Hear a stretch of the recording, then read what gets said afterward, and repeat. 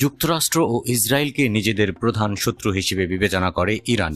মধ্যপ্রাচ্যে আধিপত্য বিস্তার করতে ইরানকে কেবল নিজেদের সামরিক সক্ষমতা বাড়ালেই হবে না, বরং আঞ্চলিক ছায়াবাহিনী বা প্রক্সিদেরও অত্যাধুনিক অস্ত্র দিয়ে সুসজ্জিতও করতে হবে। এই কাজে লেটার মার্কস তুলেছে ইরানের বিজ্ঞানীরা। ইরানের অস্ত্র এখন হামাস, হুথি, হিজবুল্লাহর হাতে হাতে। এমনকি বৈশ্বিক অস্ত্র বাজারেও ইরানের অস্ত্রের রমরমা অবস্থা।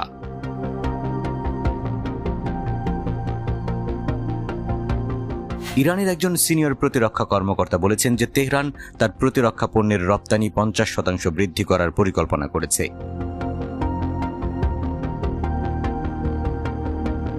ইরানের প্রতিরক্ষা মন্ত্রণালয়ের মুখপাত্র ব্রিগেডিয়ার জেনারেল রেজা তালাইনিক জানিয়েছেন, মন্ত্রণালয় প্রতিরক্ষা সরঞ্জামের উৎপাদন বৃদ্ধি এবং সশস্ত্র বাহিনীর প্রয়োজনীয়তা পূরণে বড় পদক্ষেপ নিয়েছে।